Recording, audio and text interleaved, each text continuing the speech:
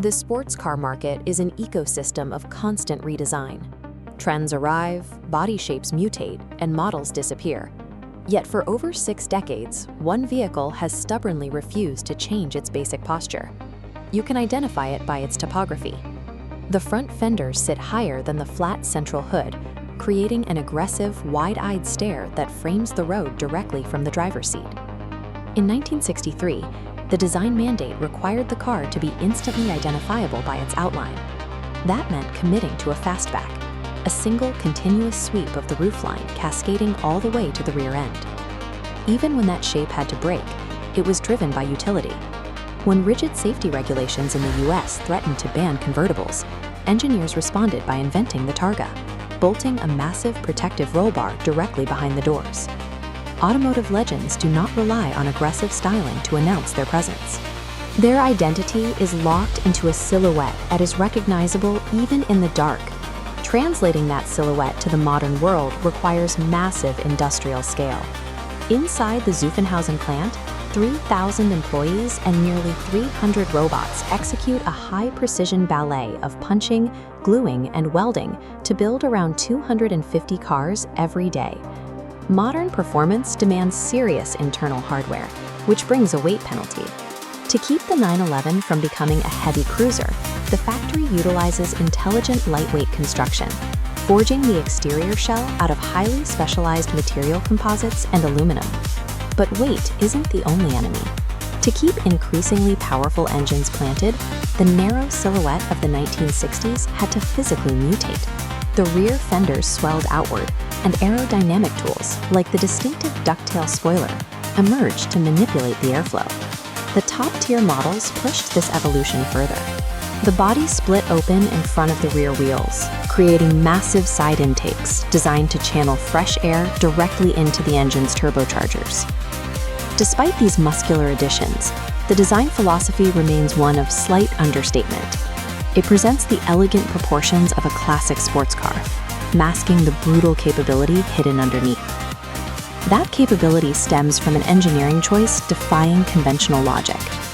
The 911 houses its entire drivetrain in the rear, sitting behind the back axle. The Boxer engine achieves high performance through a 180-degree layout. Instead of a V formation, 2 cylinder rows lie completely flat. Opposing pistons thrust and retreat synchronously, like boxers trading punches. This flat profile lowers the center of gravity, anchoring the rear wheels to the road. This mechanical rhythm generates a specific acoustic fingerprint. At lower speeds, it produces a voluminous bass tone. But pushing towards 6,000 RPM, frequency shatters into a loud, distinctive mechanical howl. That sound is not a byproduct.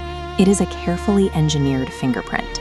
It ensures the driver is receiving constant, raw feedback from the machine operating behind them.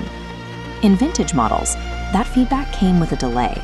Drivers experienced the infamous turbo lag, a moment of dead silence where they hit the gas pedal. The exhaust gas struggled to build pressure, and nothing happened. A second later, the pressure broke. The turbine spooled, the engine unleashed its power, throwing the driver back as the car rocketed forward. Modern engineering uses twin turbochargers to smooth out that power curve, but the output remains intense, sending 650 horsepower directly to the rear wheels. Uniting that power with the chassis requires a factory operation known as the marriage ceremony. Technicians take the pre-assembled drivetrain module and bolt it into the lightweight body shell with 96 screws. Positioning that 650 horsepower engine in the extreme rear creates a rear heavy weight bias. Under acceleration, this mass shifts directly onto the rear tires, pinning the car to the road with mechanical grip that defines the 911's handling. Street performance is only one half of the story. According to company philosophy, the 911's engineering must be constantly validated by the stress of the racing circuit. The 911 proved its durability in 1984, when a jacked-up, all-wheel drive variant entered the Paris-Dakar Rally, conquering the desert terrain for an overall victory. That off-road research birthed the 959. It was a twin-turbocharged rolling laboratory packed with electronics, reaching speeds over 317 kilometers per hour. At Le Mans, the pursuit of victory forced the car to mutate further, To win the 24-hour race, the GT1 shifted a water-cooled powerhouse to the middle of the chassis, abandoning almost everything but the name. Whether raised for the desert or flattened for Le Mans, every radical mutation served as a stress test. The findings from these machines filtered directly back into the street cars rolling out the factory. The modern 911 Turbo S is the culmination of that racing heritage applied to a luxury street vehicle. As the car gains speed, the front spoiler extends and the rear wing automatically deploys, adjusting its angle to generate 170 kilograms of downward thrust.